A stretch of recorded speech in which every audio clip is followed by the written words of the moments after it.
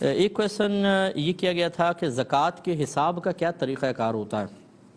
یہ بہت وسیع کویشچن ہے، لیکن میں مختصراً آپ کو عرض کرتا ہوں کہ پہلی بات تو اچھی طرح یاد رکھیں کہ 4 قسم کے مالوں پر زکوٰۃ ہوتی ہے: سونا، چاندی، روپیہ اور مال تجارت۔ مال تجارت اس مال کو کہتے ہیں جس کو صرف آپ نے بیچنے کی نیت سے خریدا ہو، یہ ہے مال تجارت۔ یا کوئی چیز خریدی ہے، بیچنے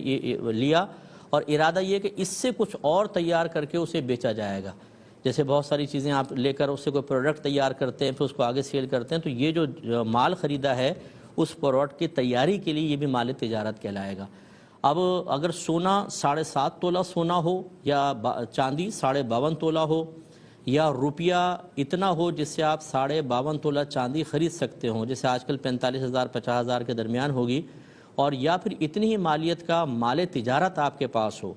تو سمجھ لیں آپ کا زکوٰۃ کا سال شروع ہو گیا۔ وہ اسلامی تاریخ گھنٹہ منٹ تک نوٹ کر کے رکھ لیں، مہینہ، گھنٹہ، منٹ، تاریخ سب لکھ لیں،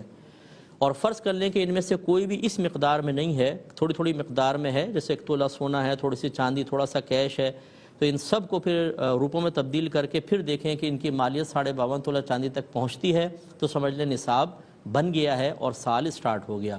جب 1 سال گزر جائے اب آپ کو دوبارہ حساب کرنا ہوگا۔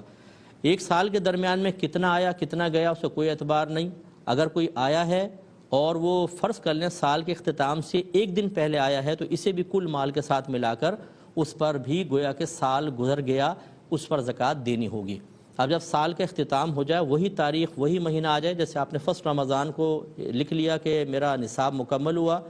اگلا فرسٹ رمضان آیا تو گویا کہ پورا 1 سال گزر گیا۔ اب آپ کو دیکھنا ہے کتنا سونا ہے، اس کا روپیہ نکال لیں، چاندی، کیش، مال تجارت۔ کیش کے اندر جو ہے وہ پرائز بانڈ بھی آئیں گے، شیئرز آئیں گے، اور کوئی آپ نے ایسی اسکیم میں پیسہ ڈالا ہوا ہے کہ جس میں صرف پیسہ رکھا ہوا ہے اور کچھ نہیں، وہ سب اس میں آئے گا۔ اسی طرح بعض اداروں میں تنخواہ میں سے ڈیڈکشن کی جاتی ہے، وہ رکھا جاتا ہے، اس پہ پھر پروفٹ ملا کر آخر میں دیتے ہیں،